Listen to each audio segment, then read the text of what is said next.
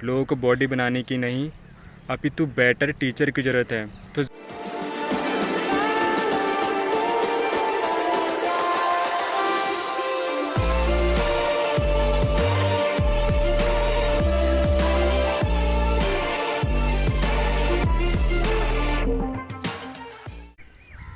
Good morning my dear family. तो आपका स्वागत है मेरे एक और वीडियो पे। तो आज मैं इस टॉपिक के ऊपर वीडियो क्रिएट कर रहा हूँ कि लोगों को बॉडी बनाने की नहीं, अपितु बेटर टीचर की ज़रूरत है। तो जो भी मेरे चैनल पे न्यू व्यूवर है, सब्सक्राइब जरूर कर देना। मैं अपने चैनल पे आपके लिए अच्छे अच्छे टॉपिक के ऊपर ऐसी वीडियो लाते रहता हूँ।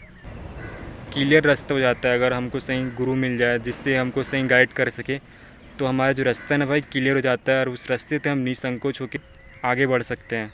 आज मैं कंप्लीट आपको सही गाइडलाइंस इस वीडियो में शेयर करूंगा, जिससे आप हर परिस्थिति से बाहर निकल सकते हो।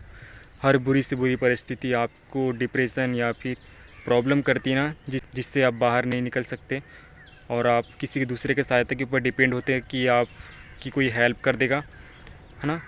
और वो आपकी हेल्प नहीं करेगा तो आप अपने आप को डिप्रेशन में और अपने आप को अलोन फील करते हो, जिससे आपका सेल्फ कॉन्फिडेंस और अपने आप से विश्वास उठ जाता है। आज मैं आपको वही गाइड करूँगा जो आपकी रियल लाइफ में हेल्प करेगा। भूत, वर्तमान और भविष्य। भूतकाल हमारे में बस पे नहीं है, वर्तमान है कि हम क्या निर्णय ले सकते हैं और क्या निर्णय नहीं ले सकते। और भविष्य भी हमारे हाथ पे नहीं है ना। भविष्य की हम चिंता तो करते हैं कि भविष्य में हमारे साथ ये होना चाहिए, वो होना चाहिए, लेकिन आपको प्रेजेंट में जीना चाहिए, वर्तमान में, कि वर्तमान में आपको क्या निर्णय लेना चाहिए और क्या निर्णय नहीं। क्योंकि आप वर्तमान में अगर समझ जाओगे कि वर्तमान में आप जो कुछ भी करते हो ना, वर्तमान में बीज बोगे तो धीरे धीरे बढ़ के अगर फिर बाद में वो फल देता है भविष्य में। तो वैसे ही आपको वर्तमान में सही निर्णय लेना जिससे आपकी रियल लाइफ में काम आ पाए, है ना। क्योंकि देखो, वर्तमान ही एक ऐसी चीज़ है जिसका आप सही प्रेजेंट में सही तरीके से उसका उपयोग कर सकते हो। अगर आप अपना वर्तमान संभाल लोगे तो आप बाद में फिर आपको परेशानी नहीं होगा कि आपने जो निर्णय लिए थे। अगर मैं सिंपल से लॉजिक के लिए मैं बोलूँगा चलो गाड़ी चलाओ, तो आपको गाड़ी चलाते नहीं आता और जिसको चलाते आता है वो गाड़ी चलाएगा। तो वैसे ही आपको पता है कि वर्तमान में आपको क्या निर्णय लेना है और क्या निर्णय नहीं लेना है। तो सोच समझ के वर्तमान को आपको प्रेजेंट में सही डिसीजन लेने चाहिए, जिससे बाद में आपको भविष्य में जो आप वर्तमान में निर्णय लेते हो आपकी रियल लाइफ की, आपके करियर से रिलेटेड, तो बाद में आपको पछतावा ना हो कि आप निर्णय जो लिए थे वो गलत नहीं था, है ना। क्या होता है ना कि कभी कभी हम ऐसी परिस्थिति में हो जाते हैं कि हम सोचते हैं कि हमारे साथ ऐसा हो ही क्यों रहा है।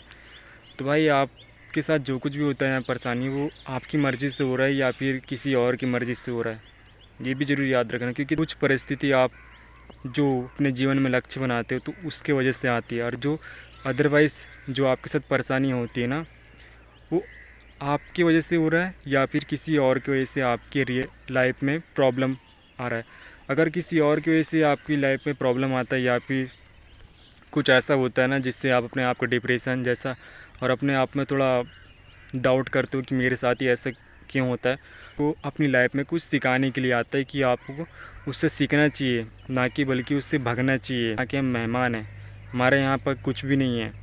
तो कुछ भी चीज़ आप सोचते हो ना कि ये मेरा है, मुझे बहुत संतुष्ट मिलता है, इसमें किसी का हक नहीं है। भाई सिर्फ और सिर्फ वो भगवान का, यहाँ पे सिर्फ और सिर्फ आप मेहमान के जैसे आए हो। आपकी जब अंतिम समय हो जाएगा ना, तो आप यहाँ से वहाँ पे बुलावा आ जाता है कि चल ऊपर आ जा, तो हम यहाँ के मेहमान हैं।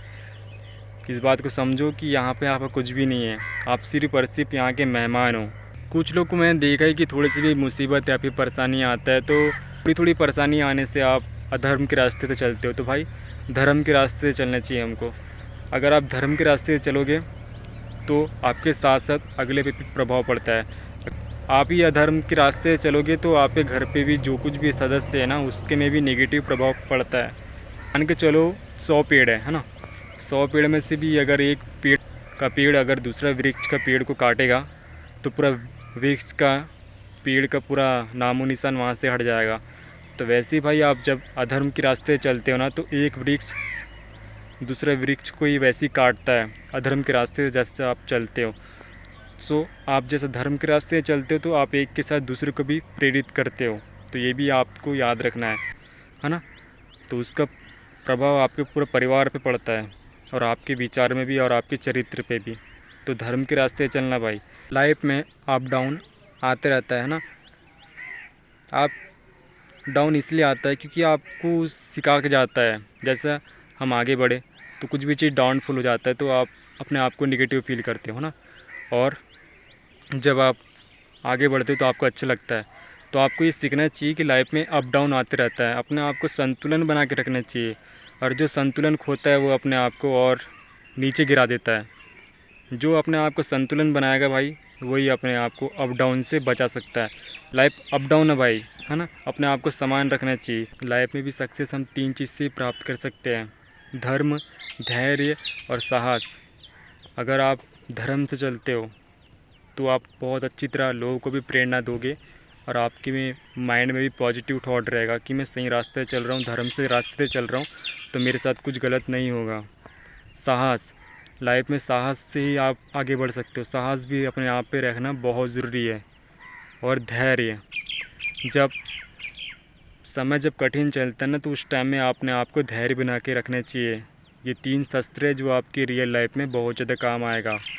धर्म, धैर्य और साहस, इससे ही आप अपनी लाइफ में सक्सेस अचीव कर सकते हो। लाइफ इतनी आसान नहीं है। कुछ % लोग सोचते नहीं कि लाइफ बहुत आसान है। मेरे भाई, लाइफ इतनी आसान नहीं है जो आप सोचते हो। एक स्टूडेंट लाइफ होती है, एक रियल लाइफ होती है।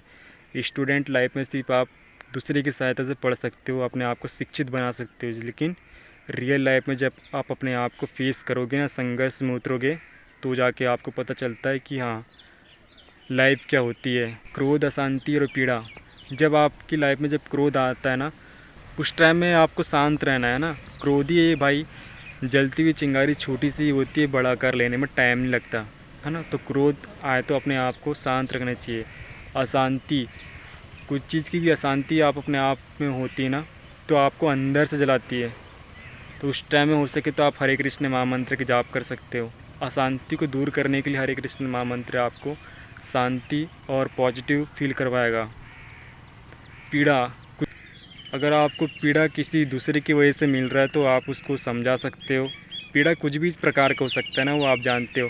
पीड़ा बहुत प्रकार के होते हैं। तो एकाग्र है ना, अगर आपको अपनी रियल लाइफ में आगे बढ़ना है तो ये क्रोध, अशांति और पीड़ा, इस टाइम में आपको एक ही काम करना है कि आपको एक ही जगह में एकाग्र करके आपको सिर अपने जीवन पे उतारना है कि आपको क्या करना है। निर्णय है वो आपके ऊपर डिपेंड होता है कि आपको ये शस्त्र को कहाँ उपयोग करना है। सिर्फ एक ही जगह पे, वो भी आपके रियल लाइफ में, जो आपको आगे बढ़ने से या फिर आपके ऐसे जगह काम आ पाए जिससे आपके रियल लाइफ में हेल्प हो पाएगा। एक क्रोध, अशांति और पीड़ा। और लाइफ में फ्रेंड भी आपको अच्छा बनाना है जो आपके लायक हो।